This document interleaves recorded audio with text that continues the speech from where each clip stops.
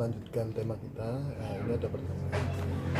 Menurut Mbak Gatot, yang dimaksud orang-orang ateis itu apa, Mbak Gatot? Selama ini kita mengenal kata-kata ateis itu dikaitkan dengan teis ya. Teis itu kan Tuhan. Teis, jadi orang percaya pada Tuhan, adanya Tuhan. Ateis tidak percaya adanya Tuhan. Nah, ini muncul memang pada abad pertengahan juga. Bahkan ini boleh dikatakan merupakan anak kandung dari revolusi industri, anak kandung yang terakhir. Jadi ada lahirnya liberalisme, lahirnya komunisme, bahkan lahirnya orang-orang ateis. Ini juga anak kandung dari revolusi industri. Nah, di sini kalau kita kaitkan dengan keadaan, ada istilahnya itu, orang itu tidak beragama tapi bertuhan. Itu ada apa namanya, apa itu? Ada namanya. Tapi juga ada orang tidak percaya adanya Tuhan.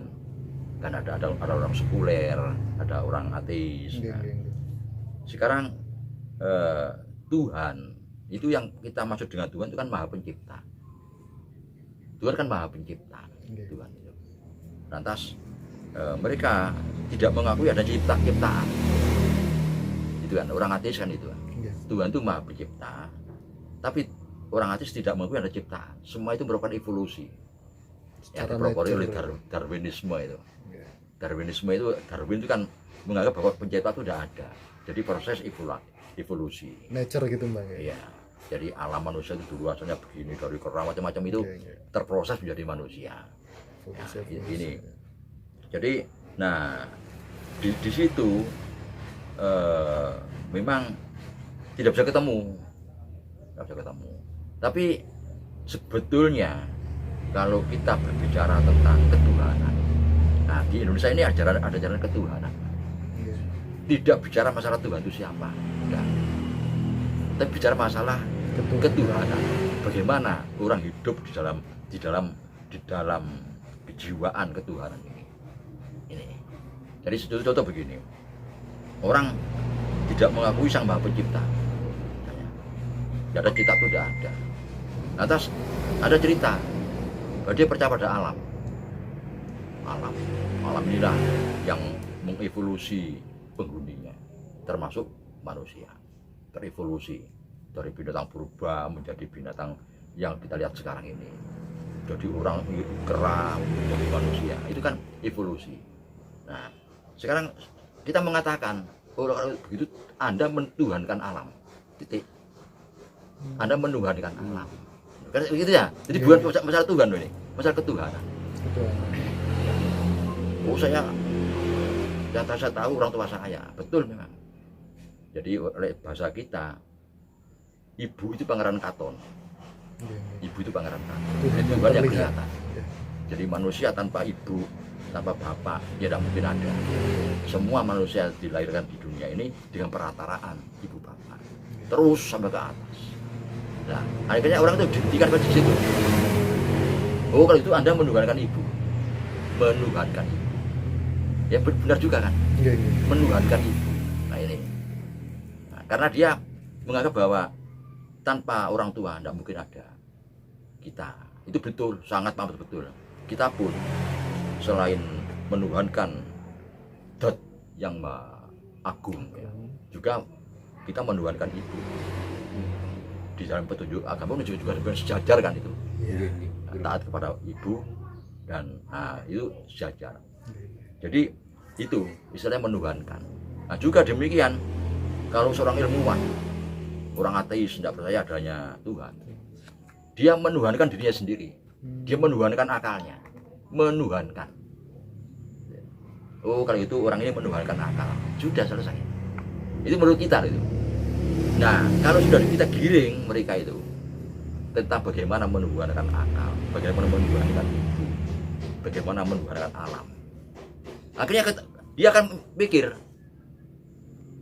tentang Tuhan itu sendiri. Karena menuhankan itu langkah. Demikian mati langkah, dia tidak bisa jawab.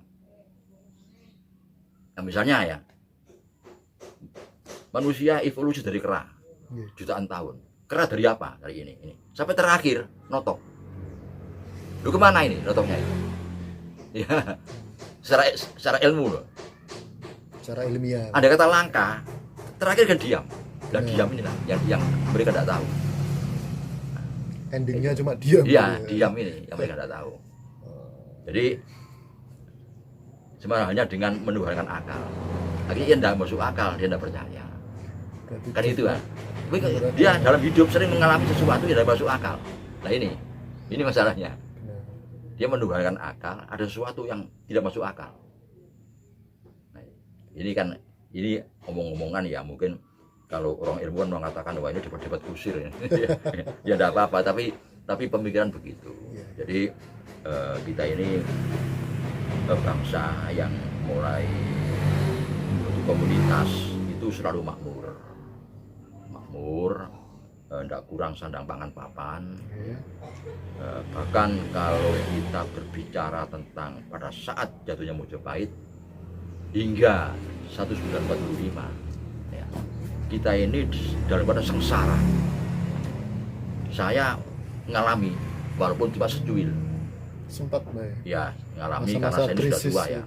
Apalagi saya masih punya bapak, ibu dan mbah buyut yang cerita bagaimana keadaan tahun 1800, 1700. Waduh, ini orang mati karena kelaparan, orang mati karena penyakit, karena kurang gizi, melebihi sekarang.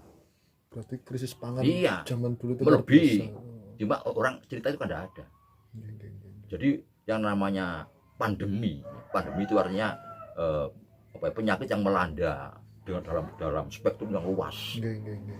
Epidemi pandemi itu luas. Loro suri mati, itu luas. Itu terjadi. Atau pada zaman ada kolera, pada zaman ada malaria, pada zaman ada pes. Nah, semua penyakit ini akan menyerang orang yang kurang gizi. Pasti orang yang gizinya rendah, orang yang ketahanan fisiknya rendah. Nah, kita waktu itu kurang gizi semua. Sangat rentan, Bang. Ya plak-plok aja. Sekarang masih mudah mencari makanan bergizi. Dulu itu karena kurang gizi. Demikian ada virus, ada baksil, ada kuman, ada bakteri, amblas kita. Itu yang, nah akhirnya dari yang mati-mati dulu ada yang hidup.